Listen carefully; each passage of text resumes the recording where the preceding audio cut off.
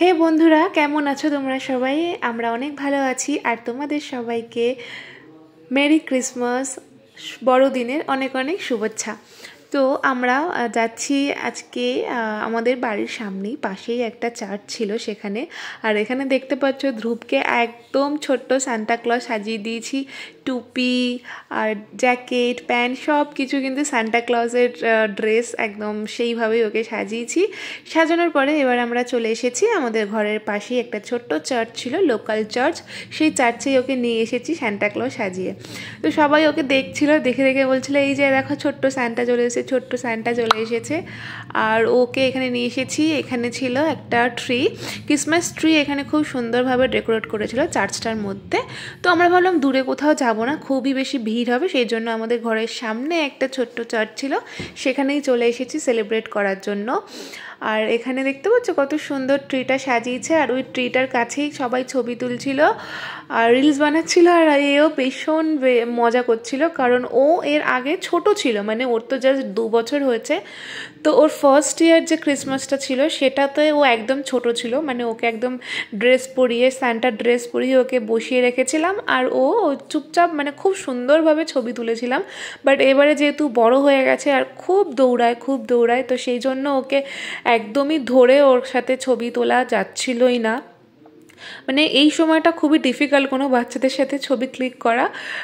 ওকেও বারবার করে বলছিলাম যে পাপা আসো একটু ছবি তুলবো, বাট ও তো কোনো কিছুতে কান দিচ্ছিল না। তারপরে আমি বললাম ধুর ছাড়ো তো ওকে, আমারই ছবি তুমি তুলে দাও কয়েকটা, না হলে তো হবেই না। তো সেই জন্য আমি কয়েকটা ছবি তুলে নিলাম। আর ও দেখো পুরো ক্রিসমাস ট্রির চারপাশে শুধু দৌড়ে বেড়াচ্ছে, মানে ওর তো আর কোনো কাজ নেই, ও এটাকে এক্সপ্লোর করছে, এটারই চারপাশে রাউন্ড অ্যান্ড রাউন্ড ঘুরছে।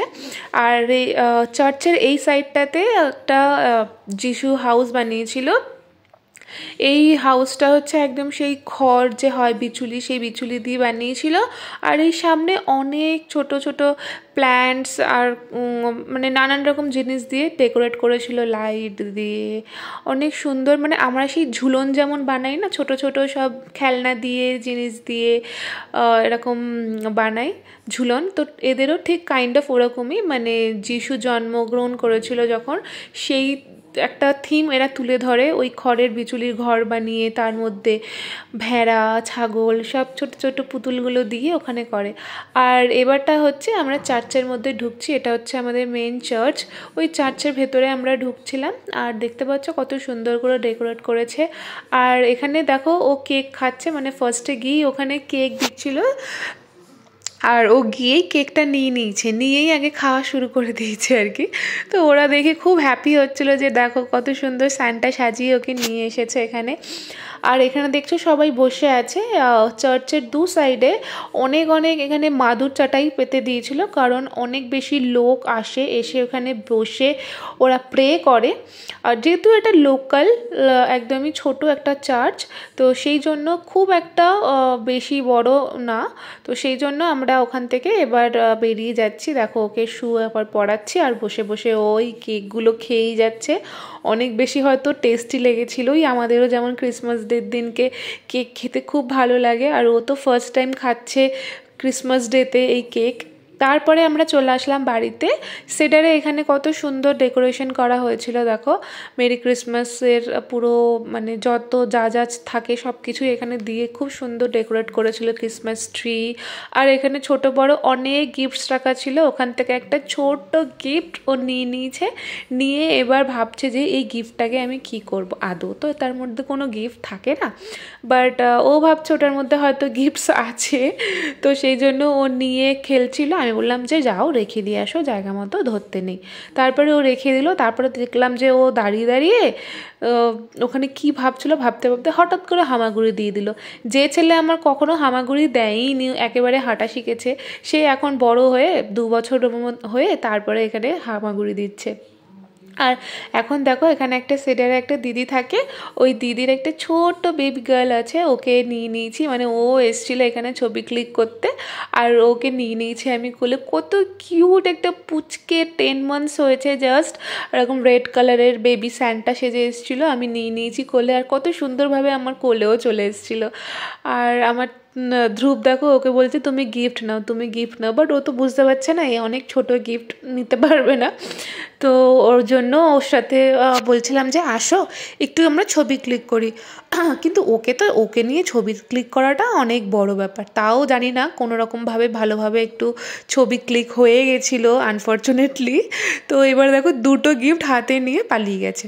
তারপরে বাবাকে খবর দেওয়া হয় যে আমরা এখানে এসেছি, তো বাবা তারপরে চলে এসেছিলো আর ওর দাদুকে পেয়ে তো অনেক খুশি, দেখো একদম কোলের উপরে উঠে গেছে, দাদুর সাথে অনেকগুলো পিকচার ক্লিক করলো।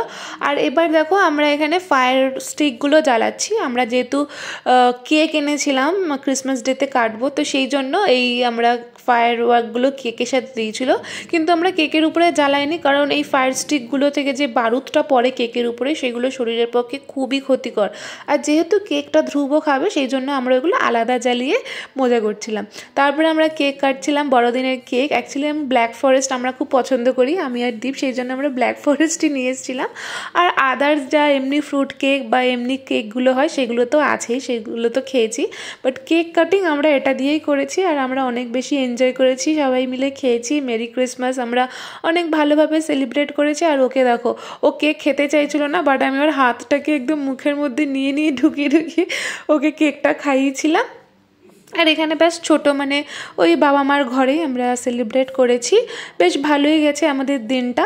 আর তারপরে বাড়িতে চলে এসেছি, বাড়িতে এসে ওর যে ক্রিসমাস ড্রেসের সাথে একটা টুপি, সানগ্লাস আর যে গোফ দাড়ি এগুলো দিয়েছিল, তো সেগুলো নষ্ট মানে কি হবে, সেই জন্য ওর বাবা বললো তুমি পরে নাও। আর দেখো ওইগুলো পরে আমি এখানে স্টাইল মারছিলাম আর অনেক বেশি ফানি লাগছিল, দাড়িটা পরার পরে অনেক বেশি আমরা মজা করছিলাম, মানে আমি আর দীপ দুজনে মিলে, আর খুব এখানে রিলস বানাচ্ছিলাম, হাসাহাসি করছিলাম। সো দ্যাটস ইট গাইজ, কেমন লাগলো আমাদের ক্রিসমাস ব্লগটা আমাকে কমেন্টে কিন্তু জানাবে। আই হোপ তোমাদের ভালো লেগেছে, আর প্লিজ লাইক শেয়ার সাবস্ক্রাইব করে দেবে। So bye bye.